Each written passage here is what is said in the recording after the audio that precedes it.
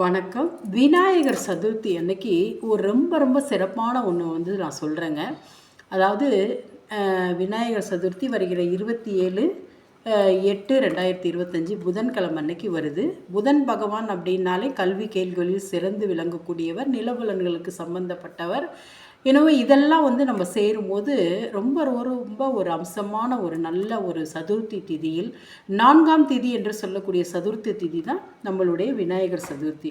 அன்னைக்கு நீங்கள் பச்சரிசி மாவில் நம்ம கொழுக்கட்டை செய்வோம். அதில் பச்சரிசி மாவில் நீங்கள் தூய நீரை இட்டு அதில் நீங்கள் விநாயகரை பிடிச்சி சந்தன குங்குமம் வச்சு வெற்றிலை பாக்கு மேலே வச்சு அந்த பூக்களை போட்டு நீங்கள் அர்ச்சனை பண்ணுங்கள். 21 முறை அர்ச்சனை பண்ணி அந்த மாவு கொழுக்கட்டையை நீங்கள் எந்த நீர்நிலையில் வேணாலும், கிணற்றுலையோ ஆறு வாய்க்கால் எந்த நீர்நிலையில் வேணாலும் கரைச்சிருங்க.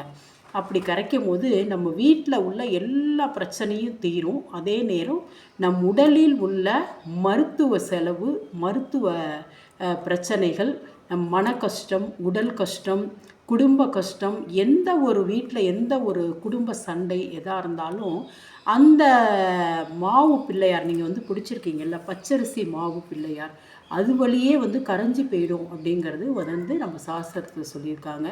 அதனால் நீங்கள் அன்னைக்கு சின்னதாக அந்த மாவு பிள்ளையாரை பிடிச்சி சந்தன குங்குமம் இட்டு நீங்கள் கண்டிப்பாக வெற்றிலை பாக்கு மீது அவரை வைத்து புஷ்பங்கள் போட்டு 21 முறை விநாயகரை போற்றி என்னுடைய கவலைகள் தீரணும், என்னுடைய கஷ்டங்கள் தீரணும், வேலை கிடைக்கணும், திருமண தடை அகலணும், குழந்தை பாக்கியம் வேணும், இப்படிலாம் உங்களுடைய வேண்டுதலை வச்சுக்கிட்டு அந்த மாவு பிள்ளையாரை சிரக்தியாக வணங்குங்க. அப்படி வணங்கும் போது நம்ம குடும்பத்தில் உள்ள கஷ்டங்கள்லாம் நீங்கி வினை தீர்க்கும் விநாயகர் அப்படின்னு நம்ம கேள்விப்பட்டிருக்கோம். எல்லாருக்குமே தெரியும்.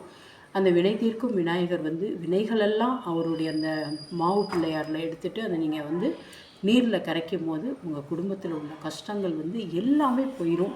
கண்டிப்பாக இந்த வருஷம் செஞ்சு பாருங்கள். அடுத்த வருஷம் பாருங்கள், கண்டிப்பாக உங்களுக்கு மருத்துவ செலவு, எந்த குடும்ப கஷ்டமும் இருக்காது. நன்றி.